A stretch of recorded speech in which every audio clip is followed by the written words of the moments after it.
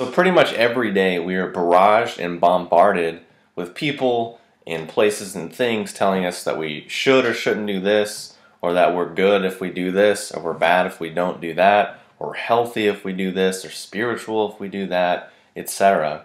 So the question obviously arises then is that how do we choose what's actually the right path for us? How do we be able to sort through and discern all of this noise and everyone else's experiences, which is coming at us trying to tell us what to do or not to do? So what we're going to do in this video is talk about how we can actually figure out what's the right fit for me and for you, for ourselves. And what I'm going to share with you in this video has been very impactful and very informative for me in my own life, and something that continues to bear fruits and continues to be something which is very positive and inspiring for me. So for those reasons, I'm excited to share them with you. So first we need to understand the idea of doing things because we think we should or we think we must, which usually equates to doing something because someone told you it was good for you. Meaning, and this can apply to health, philosophy, religion, spirituality, etc. But specifically, this video is coming into fruition from questions that people have given me, sort of about maybe consciousness or spirituality or health or whatever you want to call it. And really, if we're doing things because someone says it's good for you, or because we think we should or we must, basically this is based on guilt, fear, and shame, and giving your power and authority to someone or something outside of yourself. So if we're going to base our life and base our decisions on those foundations, it's kind of like, how can we expect to get more power from something which is inherently and fundamentally disempowering? So as a corollary to that, as another option, as another thing available, another approach, another perception, another window to look through, how about doing things for fun and pleasure, and doing things which are attractive and interesting? And a side benefit to that is, by doing things which are attractive to us and following things which are interesting to us, we actually become more interesting and attractive to other people. Because then you might think, oh, that sounds kind of weird. How does that work? Well, in the moment when you're feeling attracted and interested in something, you are feeling that, and it's coming out of you, and people can smell that, people can sense it and pick up on it, and say, oh wow, this person's like tuning into something. Let me see what that's about. So that's really, to me, how I make my decisions most of the time, and how just things work and things stick. Because I think we can look at it like this. If we see life as a rigid discipline or a hard, long path, then likely it's going to be just that. But as an alternative, if we're more motivated by what feels right, what fits for us, and what's fun for us, then likely this will create a life that's more of all of those things, and also as a result will help to not only help us to be more interesting and attractive on a personal level, but also help us get more in touch with our feelings and our instincts, and thus be more sort of in tune and harmonious with nature. Now the former option, seeing life as a rigid and discipline and a hard path, it's going to require a tremendous amount of work and energy to maintain and keep up with. And because it's based on these disempowering and disharmonious principles, it's not going to last. Eventually you're going to give up. And this is why people yo-yo on diets. This is why people yo-yo on all sort of programs. And for me, in my life, just naturally I sort of tuned into this, very early on, and that's why I was able to just quit things immediately without yo-yoing or flip-flopping or whatever, because these principles were in there and it made sense. Because for whatever reason, just immediately being a child and being forced into school and forced into church and forced into all these things, it was just like, really? This never felt right. And this is the thing, is children are still in tune with this. Children are in tune with their feelings. They're in tune with, they don't know A plus B equals C minus XYZ squared.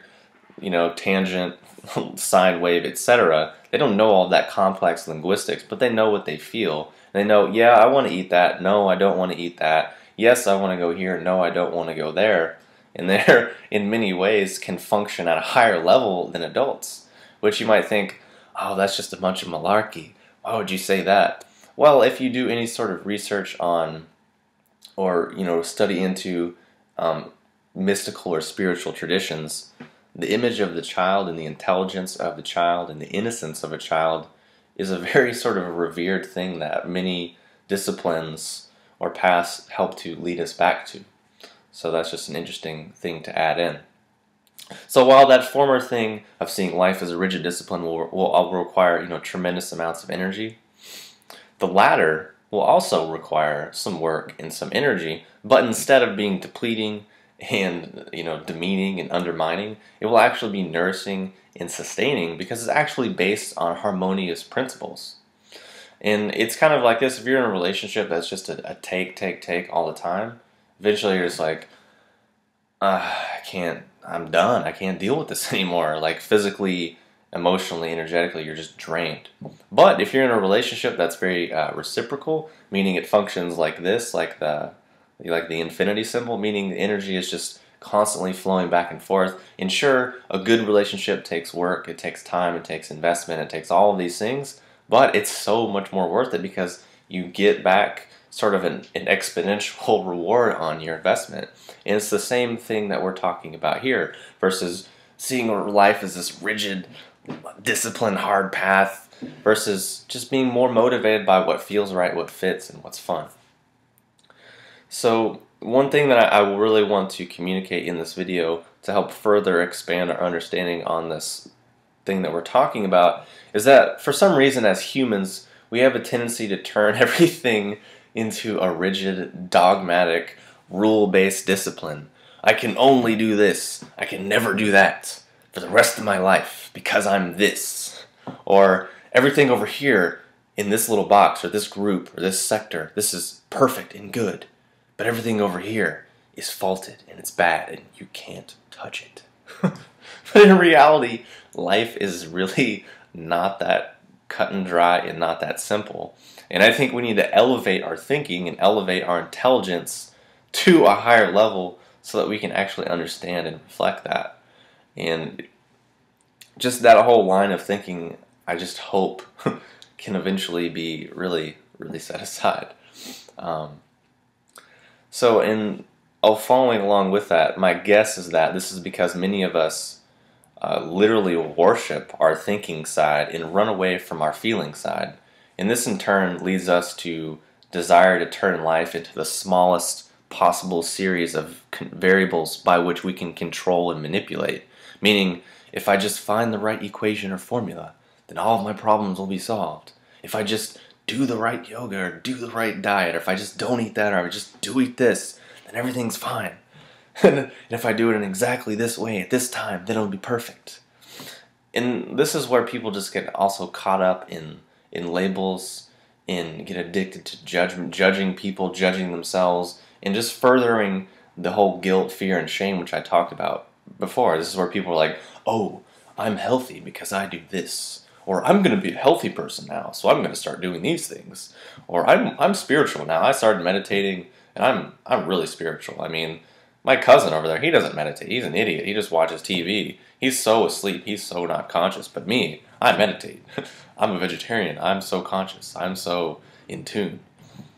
That's just another trap. That's just more of what I was talking about. I'm trying to think life is A plus B equals C. In reality, it's not really. And we'll understand more of that in just a bit. So really the main problem, the main downside with following these lines of thinking that I've just illustrated is that it essentially cuts us off from nature, because it cuts us off from the intelligence of our body. It cuts us off from our feelings, from our intuition, and our instincts, all of which are what actually connect us to nature, which is how sort of the unconscious side of things communicates to the conscious side of things. Basically what we're doing is we're going in and saying, you know what, just in the same way that all of these food groups and all of these people and all of these places and things over here are bad, so are all of these ways of relating to reality within myself. So hopefully you can see that connection there, how when we start to just say, okay, only thinking is good, and only things which are proven by peer-reviewed journals, and only things which can prove this and indicate that and demonstrate this, only those things will I believe in and follow and integrate into my life, and etc. In reality, that's just another sort of religion. It's just basically trying to turn life into this little mechanism by which you can sit there and manipulate and control. So then what's the alternative? What can we do? How about doing things because they're a good fit, because they feel like the right thing to do? Eating something or trying something or picking up a new habit or discipline or strategy because it feels good, because it feels like the right thing to do, because you're attracted to it, because it makes sense, because it sounds like fun, or because none of those things, just because you think, you know what, just try it out, just do it. And I can tell you, one example for this is the day, like, when I first decided I was going to be a vegetarian, which for the record I'm not anymore and was for like 6 years, so just don't ask. I knew nothing about it, had only heard about it like twice, and decided randomly one day I'm like reading a magazine, working, I'm like, you know what, I'm just going to be a vegetarian now. And then inside it was like, yeah, thumbs up, man. My body was like, yeah, it's exciting, it'll be cool, it's new, like it's sort of scary because I've never done it before, I don't know anything about it, I'm just going to do it, I'm just going to jump in. And I can't tell you how many decisions in my life have been based on that, and they've all been great and led to some really great experiences, some really great lessons. Not saying that I chose that decision and now I'm boxed into it and stuck into it forever and still do it. No, but it was a stepping stone. It was a lesson. It was like an amazing thing which created more amazing things. So lastly, I just want to leave you with 2 important points. Is that the right thing won't always make sense, and what makes sense won't always be the right thing. Meaning, there are many things in life, like some of the examples that I just mentioned, which can make no sense, but will be like the best thing. For example, when I started my first business, it made no sense. I had no idea about anything. No idea about business, no idea about relating to people like that, no idea about nothing. But you know what? It felt like the right thing to do, and I did it, and now what? Now where am I today? In a way better place, and it was a lot of hard work, a lot of time, energy, effort, and discipline. It was a great thing. Same thing with like relationships, people that I've met, people that I've interacted with, just places that I've gone. I mean, and we've all had these experiences. You've had these experiences too, which is why I'm bringing it up. But also what we can logic out in our mind, we think is the right thing, might not always be the right thing. So it's just important to keep in mind. And lastly, I'll just leave you with a few questions and food for thought. And is that, do we need a mathematical equation to tell us that we're in love? Do we need a peer-reviewed double-blind study? Do we need PubMed and Google Scholar to tell us that we love someone, or that we're attracted to someone, or that we dislike someone? No, we know this. Or at least hopefully we do. Hopefully we don't need these things. Do we need, if we're hungry, do we need a study? Do we need an equation to tell us that we're hungry? No. Do we need an equation to tell us when to breathe? No. Do we need something like a mathematical formulae or a common sense strategy to tell us that we need to sleep? Nope. And do we need an ideology or a dogma or a religion or a philosophy to tell us what music sounds good? Probably not. So I'll leave you with those questions, leave you with those things to think about. And because I'm sure some people are going to polarize what I'm saying and try to belittle it and knock it down. No, I'm not saying abandon thinking and logic and just be this free-floating ignoramus. No, the furthest thing from that. What I'm saying is be more in touch with our feelings, our intuitions, and instincts so that we can actually develop common sense. Because thinking and feeling in combination is harmony, is holistic, and it creates real common sense and real intelligence, which then helps us feel more independent, more intelligent, more self-directed, which then helps us to need less external reassurance through boxes, labels, dogmas, ideologies, approval, etc. So I realize it's been about 15 minutes, it's a bit long, but this video is pretty awesome, I think, so far. So if you have any questions or comments, post them below, and I'll talk to you soon.